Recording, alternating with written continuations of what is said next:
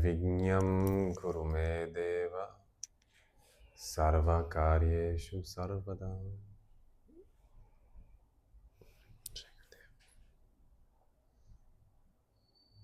So, sound.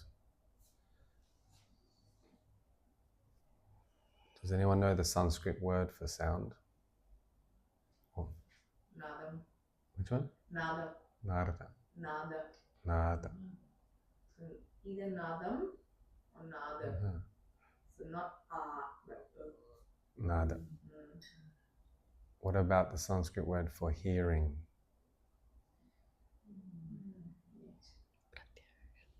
Sravana. Sravana. And correlating with the word shruti. Shruti is shru means to hear. And it's the whole consciousness was created by shruti, by hearing. So it's that which you hear reveals itself. So what element is sound correlated with? Because every sense is correlated with one of the 5 senses, 5 elements. Which sense is the sense of sound? Which element is sound? Air? Anyone else? Ether. Ether. Akasha is the Sanskrit. Because Akasha is ether or space, and that is the most subtle out of the 5 elements. So Sravana, hearing, is the most subtle. If you meditate and you transcend when you meditate, like Mike teaches a technique that's very easy to transcend the body. And when you transcend, the last thing that will go is sound, because it's the most subtle. The most tangible, earth, is smell. So very easily you'll lose your sense of smell when you meditate. You won't be smelling things. And next is apa, which is water, is taste. So then you will lose the taste. You won't be thinking taste. Then next is tejas, sight. So even if you have your eyes closed, still the sight is not there. And the vayu, which is air, is touch. So that's when sometimes when you're transcended, you can't feel your hands. The sense of touch is gone. But still, you can be in transcendence or meditating, and you have transcended those senses, but sound is still there. You can be meditating, but hear the wind or hear the people on the train. So it's the most subtle, and it will take the full transcendence of all the indriya, all the senses, to transcend sound. So why is sound the most subtle? Because sound is the most powerful. Because the more subtle we go, the more power. Everything is sound. This body, this didgeridoo, this yoga mat, this wood, this room, it's all from sound. Before it comes to a piece of flesh or a cotton or wood, it first started as sound, as vibration, as Anu said, as the most subtle vibration. And then it comes to, that vibrating into a form of skin, flesh, wood, water, any of this. So it is the most subtle, and that's where the most powerful. That's why mantra is so powerful, is the sounds or the different mantras coming through musical instruments. Doesn't have to be mantra from, you'll see Aishwarya makes the mantras with the bowls, or the bija, the seed sounds. So if we can interact with sound in a divine way by attuning our Sravana, our hearing, to a divine frequency, then we can tap into the power of sound. And so Shruti is that which, the sound which reveals, because all the Vedas, like what are the 4 Vedas? Rig, Atharva, Sama, and Yajurveda. So which one is sound? Sorry? Samaveda. So Samaveda, and out of the 4, so just peel back for a minute for those who are lost. The Veda, you can say Veda means science, but what it means, like what is science? Science is the mechanics of natural law. So the Veda is an expression of how nature is organized. And you can say Veda is everything, or Veda is universe. But if we want to start bringing it a bit more superficial and unpacking it, you can come into 4 Vedas. And we have Samaveda, Rig Veda, Atharva Veda, and Yajur Veda. And that's different expressions of the laws of nature. For example, we have Atharva Veda, which includes Ayurveda. So it is talking about how to live life, any life, especially human life, but any life, according to the Veda, according to the laws of nature. Then we have the Yajur Veda, which is like the science of how to engage in certain ritual and ceremony to trigger certain laws of nature. For example, through fire ceremony, called Yagya. So, and then there is Rig Veda, which is correlates also with Vastu, so Vedic architecture, or Sthapatya Veda. So how to organize structures and architecture according to natural law. And then Samaveda, you may have heard, Sama is like the essence of all the 4 Vedas. And Samaveda is the Veda for sound. And each of these Vedas has what's called an Upaveda, which is like a sub-Veda. So that's why I said Atharva Veda includes Ayurveda. Yajur Veda includes the Yagya and the Dhanurveda, warfare. So Sama, the Upaveda, is called Gandharva Veda. So Gandharva Veda is very interesting. It's basically sound healing. Like today we call it sound healing. Gandharva Veda is using sound to trigger certain laws of nature. For example, there is a Gandharva Veda remedy, a melody called rain melody. I don't know the Sanskrit, but the English is called rain melody. And in Australia, in a drought in the 80s or 90s, they played this melody through the speakers and created the rain in the drought. They were sent a lot of meditators to the Australian rural area, and they played the melody and meditated in a group to create more harmony in the collective, and then came the rain. You can have Gandharva Veda for sleep, even different times of the day. Gandharva Veda for pregnancy. So different melodies and sounds to activate certain laws of nature. So Gandharva Veda is Samaveda, and when you learn about these 4 Vedas even a little bit, you'll know Rig Veda. Rig Veda is the seed of all the Vedas. And Sama is one of those, and from Samaveda comes the Gandharva Veda, which is the sounds. So there is a lovely shloka which I wrote down, just a saying, and it's very simple. It's called Sadhya Faladi Gandharvaha. So Sadhya means instant, immediate.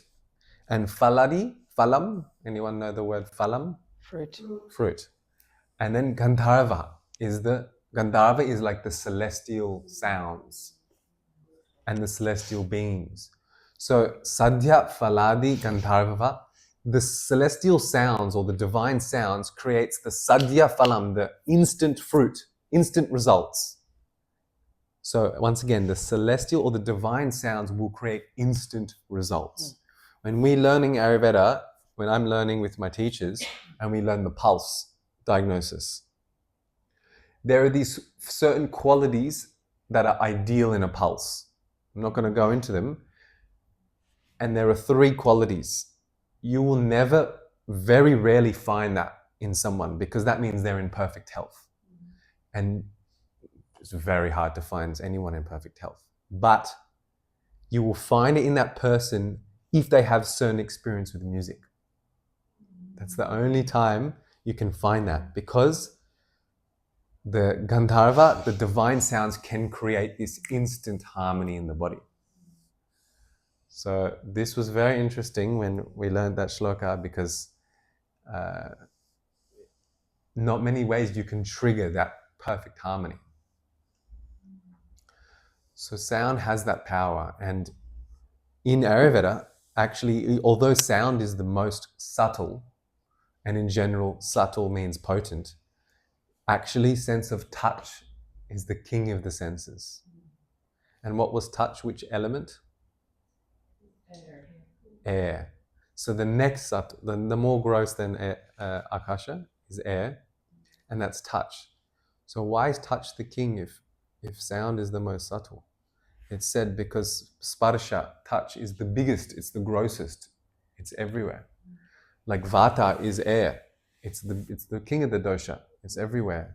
So through touch, everything is like, I can't remember if it's Anu must have said it. She said, you can feel the sound in your heart.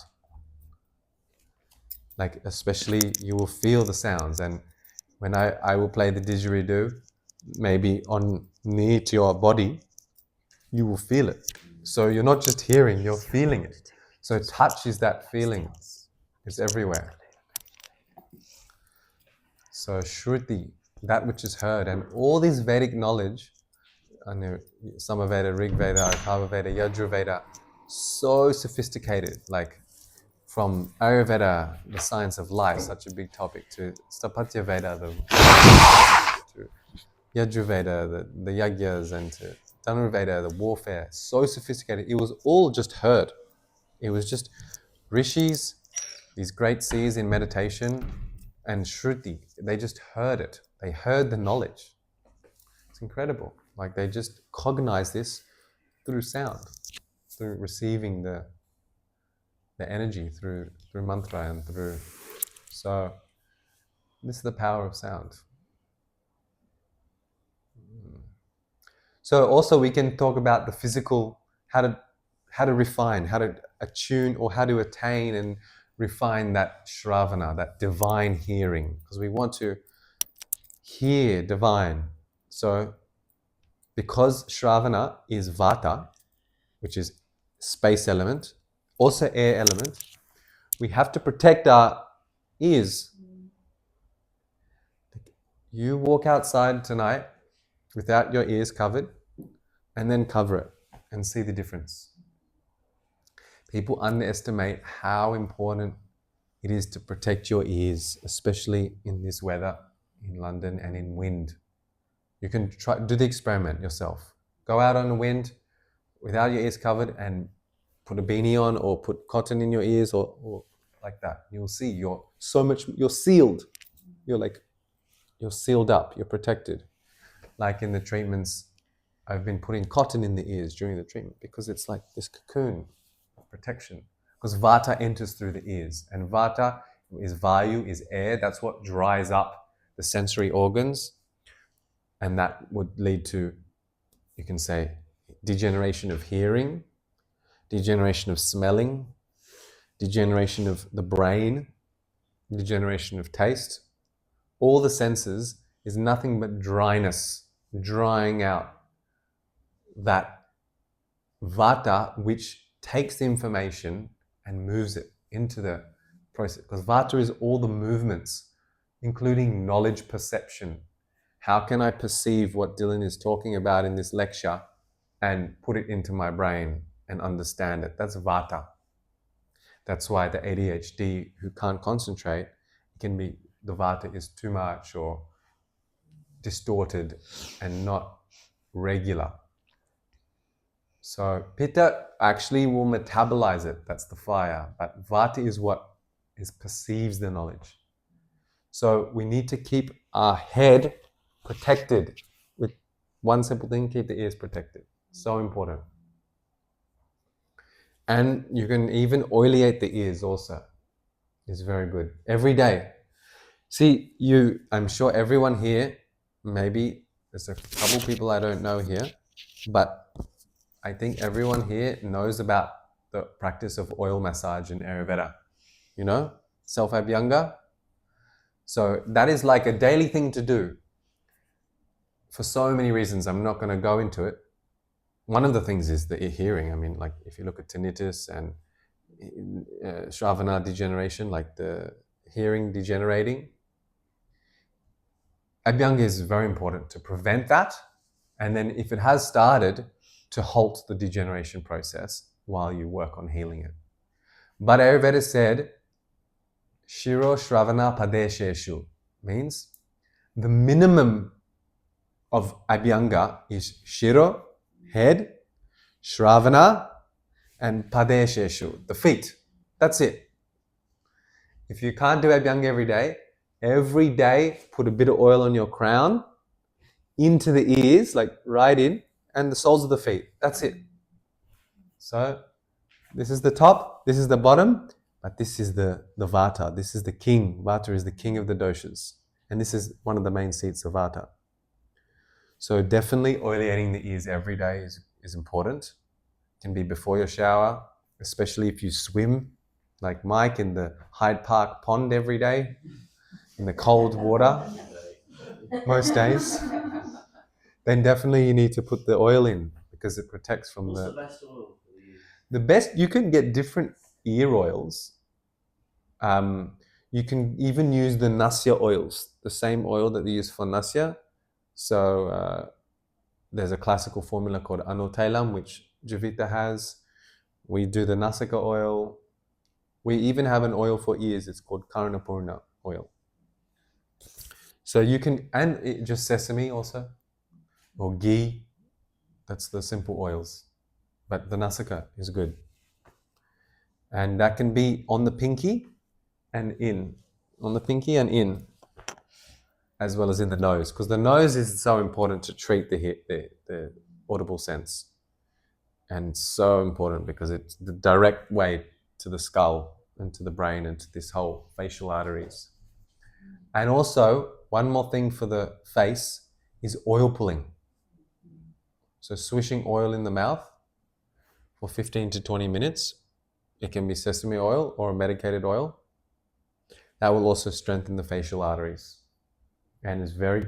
Someone I saw this week, what was the issue? They had something with their...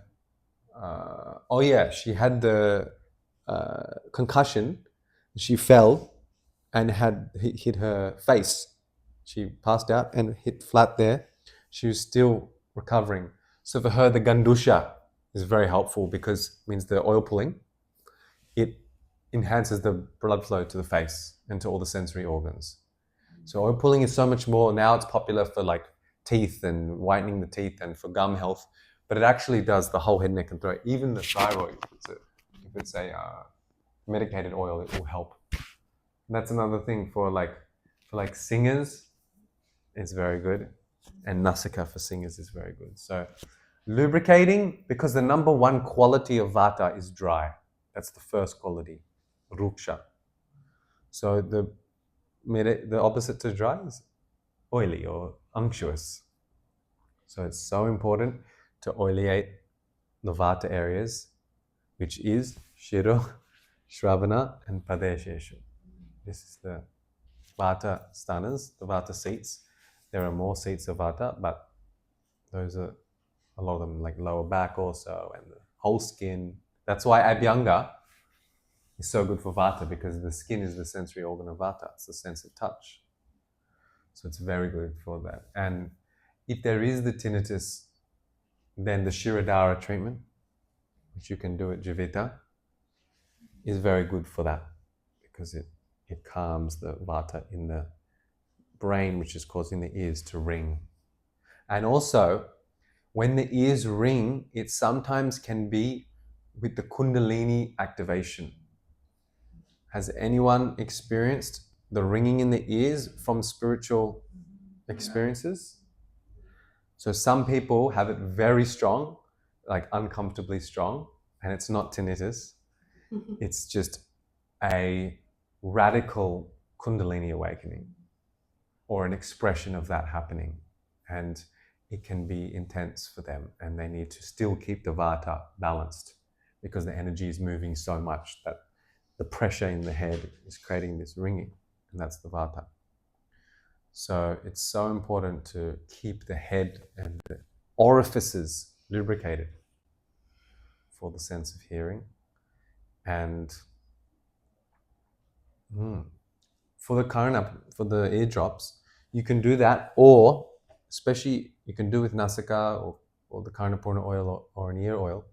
You can lie down for 10 minutes, means put 2 drops and just, this is before sleep, wait 10 minutes and then turn 2 drops and then go to sleep and let it seep in. So this is the kind of superficial health side of, not superficial, but this is more the earth element, the body, the hearing. And then we can move to the more subtle, which is the sound and the Gandharva, the divine sounds and the divine melodies. Because if you see the ragas, which are the melodies of Indian classical music, they will say raga from 7 a.m. till 10 a.m. and raga from 10 a.m. till 1 p.m. And you can choose the raga based on the time of the day because that harmonizes with the doshas that are dominant. Like we have vata 2 till 6 in the morning, and then kapha 6 till 10, and then pitta 10 till 2. So these raga, because pitta 10 till 2 is the fire element when the sun's the strongest. And then after that, 2 till 6 is vata, so it's more subtle as the sun is transitioning. So like that, the sounds also harmonize with the elements of the time of the day. And then even seasons and or rain melody for dry. You can do so many different, there's boundless sounds for different applications. And then of course certain mantras, that's puja, that's Ayurveda, that's ceremony. You do, half of us here, some of us here did the course last week in massage, and we had the yagya, the ceremony for protecting. So for protecting us from the treatment, but also enhancing the capacity to treat. You can do yagya for certain mantras for marriage, you want to get married, for certain mantras for wealth, certain mantras for a new house, to make that house, when you move into that, it is more harmonious and has the good effects and is everlasting and doesn't create any issues. So innumerable applications with mantra. But the sound is also subtle. And interestingly, with the mantra, Maharishi Mahesh Yogi, who was a rishi, a great rishi who brought a lot of the Vedas to the West, and not just the West, he revived it in the world through the West. He would spread it to the West, and that would make India interested when the West were practicing it.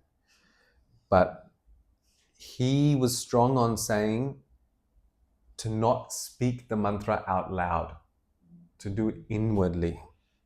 Because he said, keep the mantras out loud for the pundits.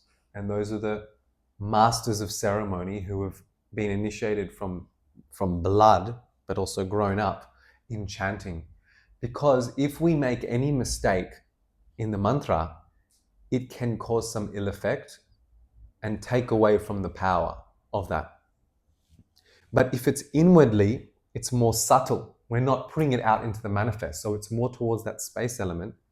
And there, it's okay for it to blend, and non-proper pronunciation is important. It can kind of morph into all the different vibrations. And that, it's like keeping in the subtle. It's like Satya Bruyam means speak the sweet truth. Like, we don't want to speak bad things because then it brings it up into the relative. Like, even like, oh, I'm afraid I'm going to get cancer, or my auntie had cancer and my mother, and I think I'm going to get it. This is like really inviting cancer into you, especially when you speak it out loud. So you can express, and it's important to express those fears with a therapist or practitioner, but it's important to be mindful of what we speak, and saying bad things. Like my teacher would say, saying bad things to the food, like, for example, say your partner or your mother serves you food, like, oh, not this macaroni again. He said, is that not cancerous? Like, he would say, that is cancerous, like carcinogenic, is to say, oh, not this again. Like, you're just enlivening into the manifest and food is especially so sensitive because it's rich of microorganisms, and it just is so sensitive to, and especially if it has water in it. Water is so sensitive to what we say, not just what we think, but once we say it, it's out there. It's more water element and earth element. It's more superficial relative. So be careful with what you say. Speak the sweet truth is one of the Acharya Rasayanas, which means behaviors for longevity in Ayurveda. Because we talk about, you may have heard the word Rasayana. It's that which spreads rasa, that which spreads the essence of life. So people mostly think of Rasayanas, they'll think of special herbs for longevity. But Ayurveda says before you take any herbal Rasayana, you need to do the Acharya Rasayanas, which are the behavioral Rasayanas. Behaviors that enhance longevity. And one of those is Satya Bruyam, or Satya Bruhat, which is speak the sweet truth. So don't say any negativity, or even if you have to portray something negative, say it in a sweet way. Don't frighten someone, or even for example, if a physician needs to diagnose, or so many my patients, it's toxic, what they hear from the oncologist of you have 6 months to live, there's nothing we can do, start planning your will, but all that, that's not sweet speaking. You need to speak sweetly.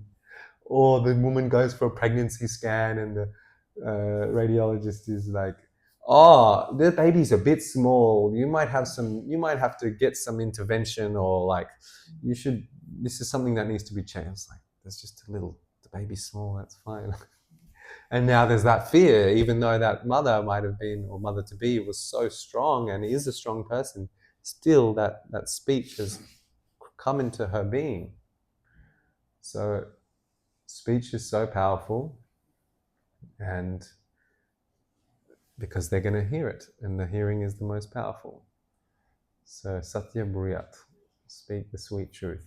There's longer shloka to that. I'm not recalling it. Satya Bruyam Bruhat, Priyam Bruyat or something. But one of the Acharya Rasayanas, one of the behavioral Rasayanas, so important. And you can even learn that in swear words. See, when people are speaking the swear words, it alters the energy. It takes away the sattva, that purity.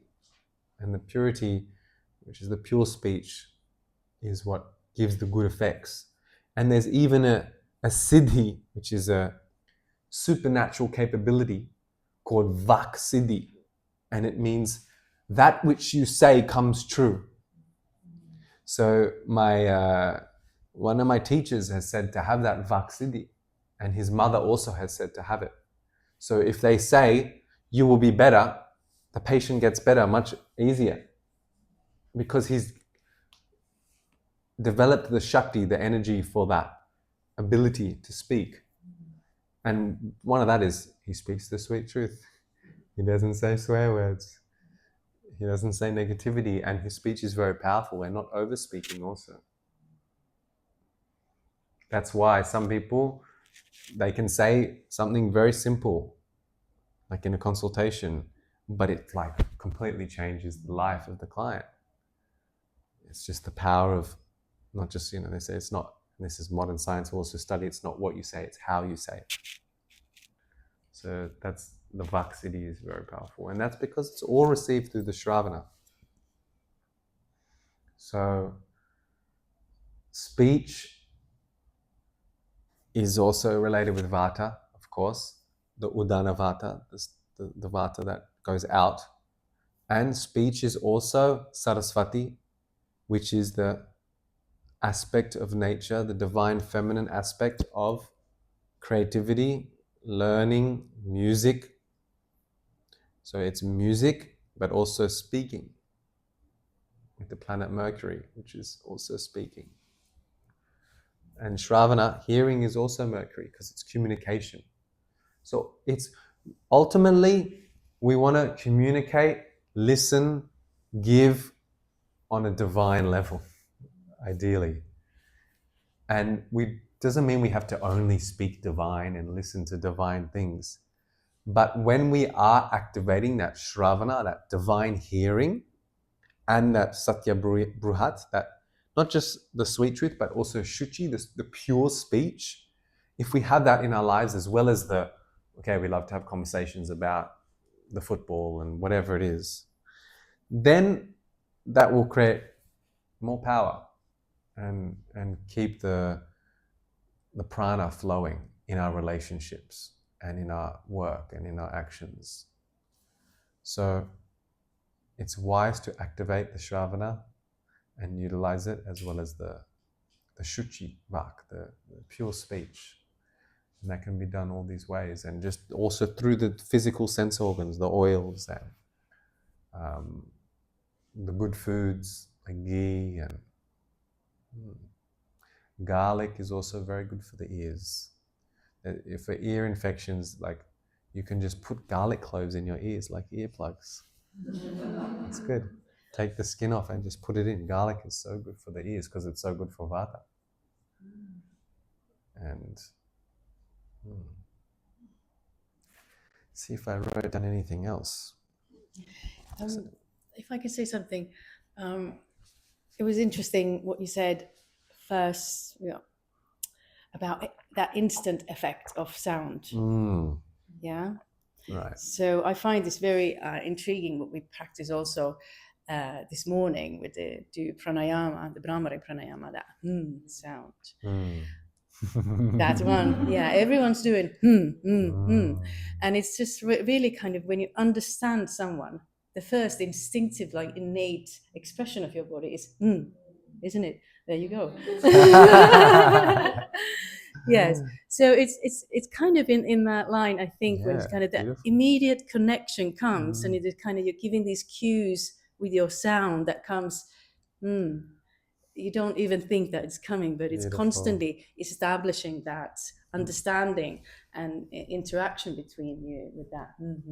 But it's a sound of pleasure, isn't it? When you eat something good, you go, Yes. yeah, or you embrace someone, you go, So it's so good. It's really, really nice what you said about that instant connection with the sound of the pure sound, the innate kind of natural sound that comes from us. I love it. Such good examples, and so important to express those sounds as well.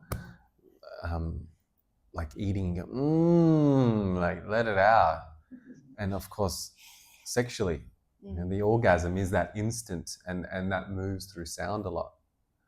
So yeah, love it. There is a book on the humming. If you're interested, there's a whole book written on this subject and how it changes physiology once we extend that hum. So it's not just everyone here there, but it's just extended long hummings, and especially with someone, when you do it together, it's kind of resonates and increases that vibration.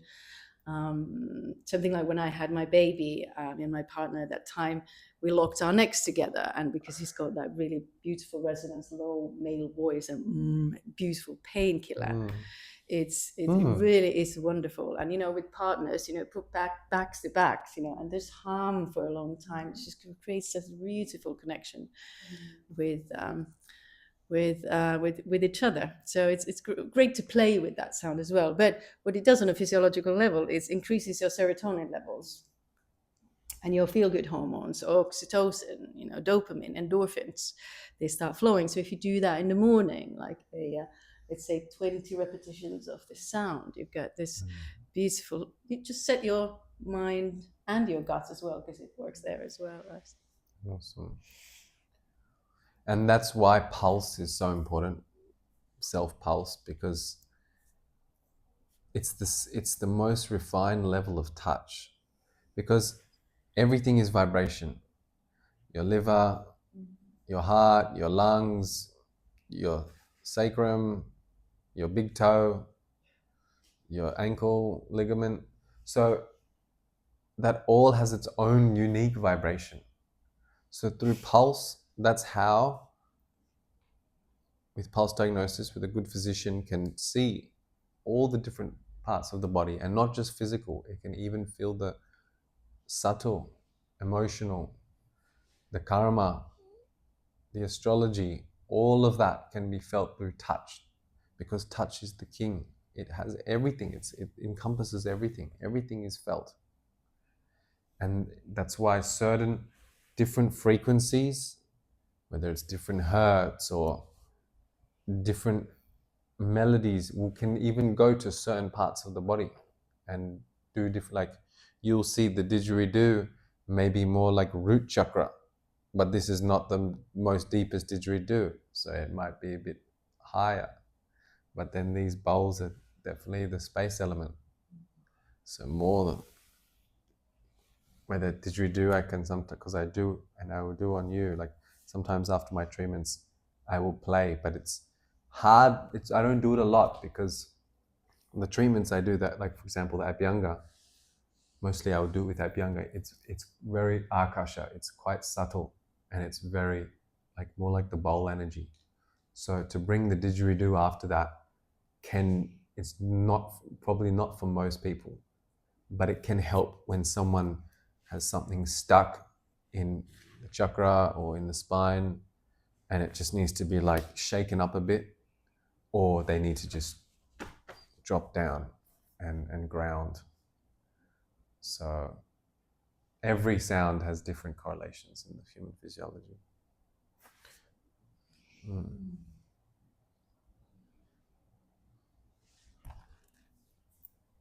Yeah, that's all I have to say. Any questions? There's a microphone then. Can I pass the microphone then if you're asking questions? Yeah. Thank you.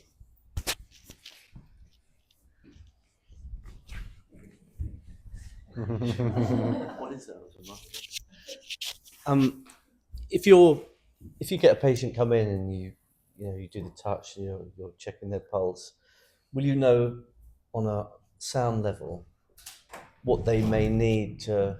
Will you be able to identify what they might need, whether it is root? Will you get Right. you say, hang on a second, I'm just going to get my didgeridoo because this is going to sort you out, or wait, I've got to get a couple of bowls. Yeah, definitely, because it's like that. It's like, I mean, I'm not a sound by all means. Like, I play some music, but I'm not a musician. I don't do sound healing very much.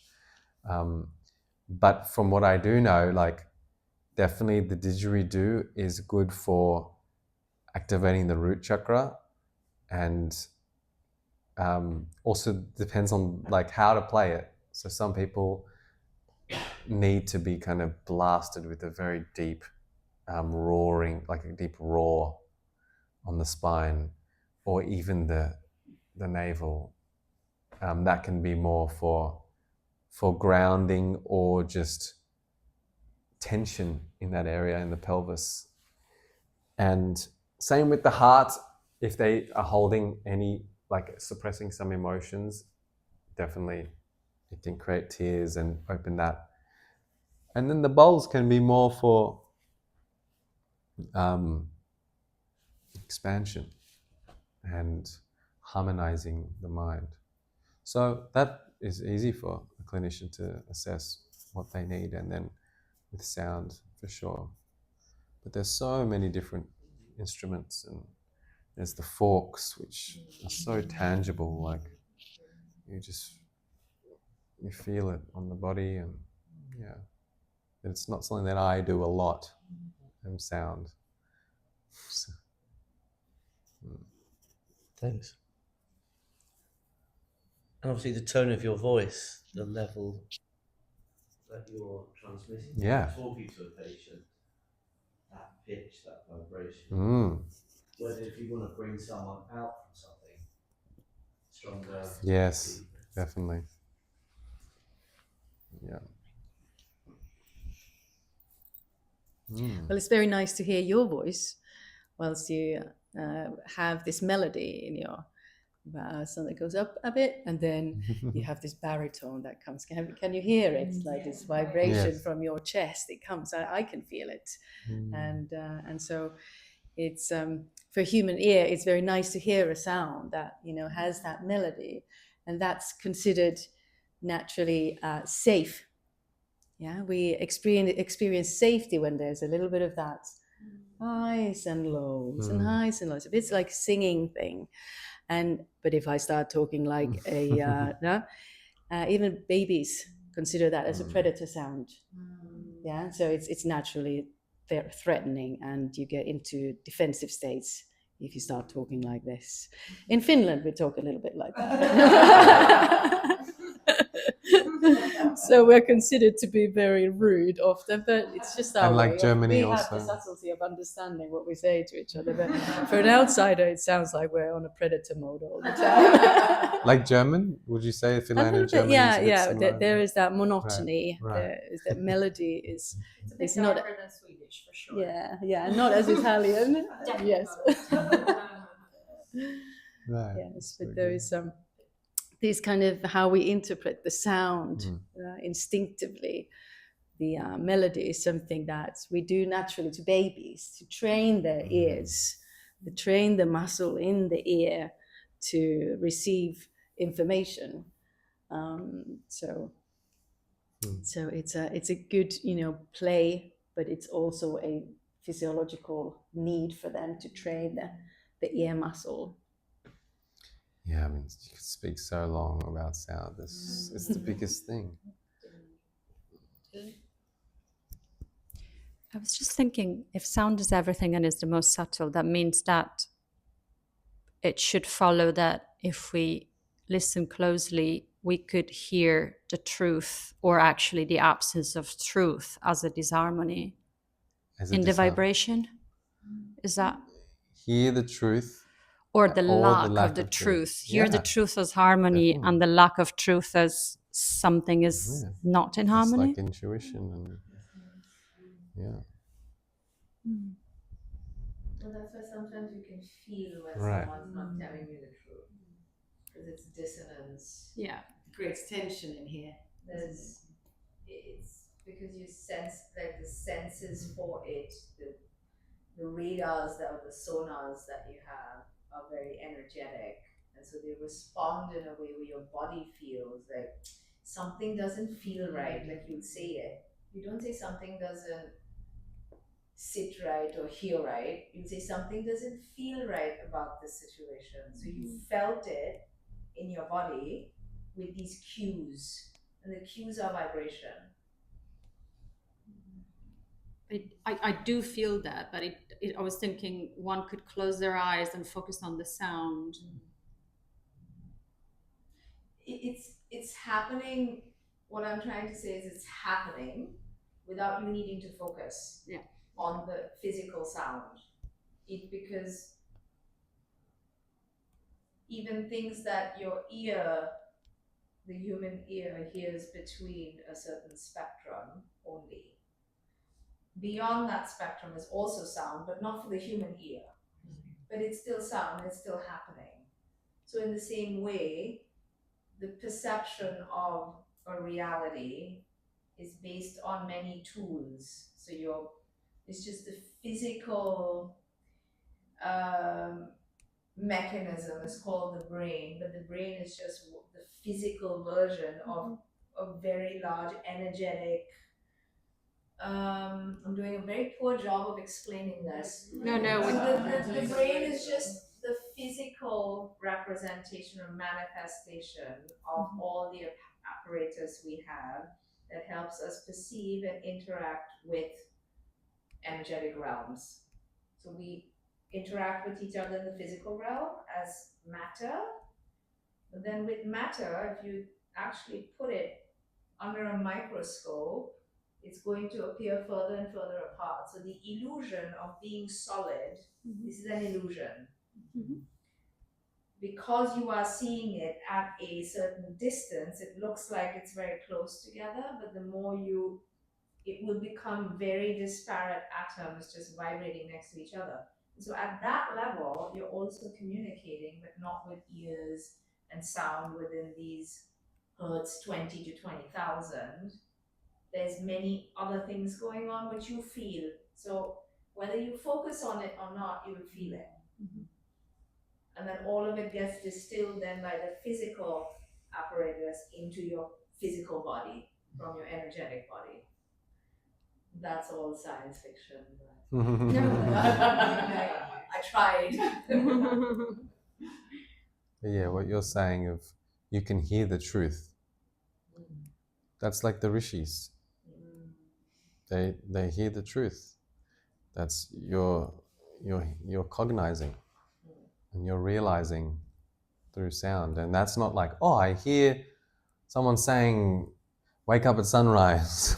It's like the vibration just manifests that I should wake up at sunrise and that the sun is divine, and this Surya, I can hear the connection of me with the sun. So this, and then, oh, something doesn't feel right. It's that, it's coming. Oh, that's something doesn't sound right. So it's everything. Sound is everything. And how can we incorporate it in our daily rhythm? I would say, first of all, you can physically self-attune, like attune your hearing with the nose drops and the ear drops, and protecting your ears from cold and from wind. And then just start, I would say start with your speech.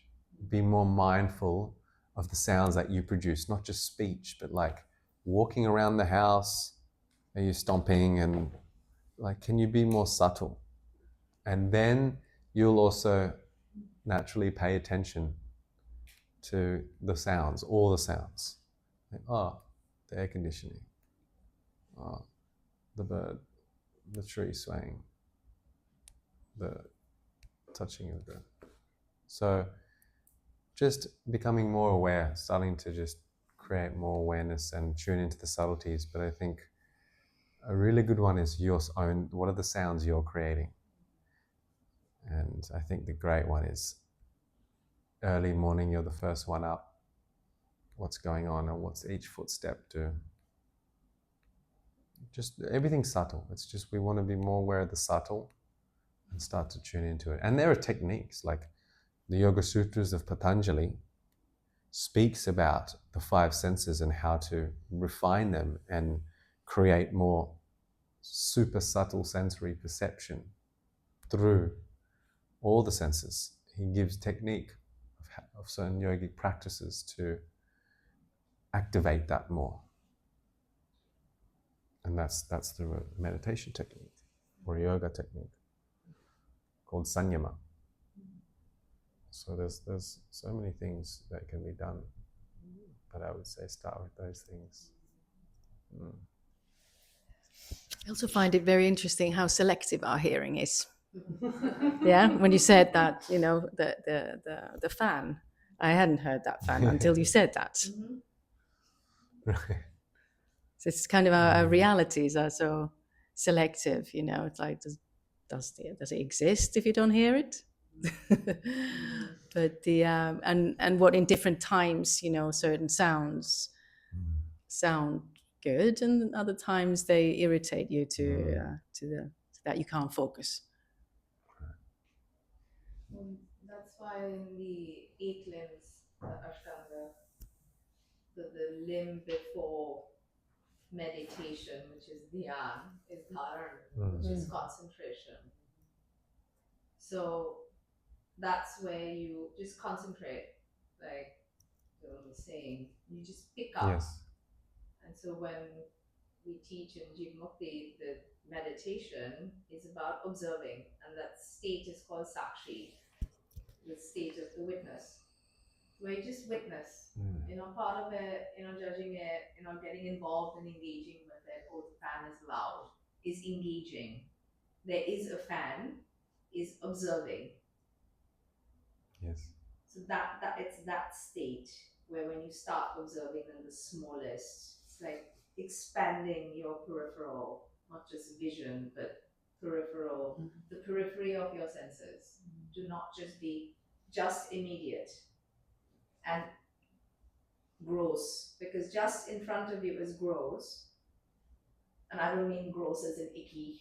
I mean gross is the opposite of subtle, but the ones furthest away are subtle. And it's the same training of going from the more gross to the more subtle. So the closer to the earth away, closer to me away. same concepts in different, just in woven in different forms, but the same practice.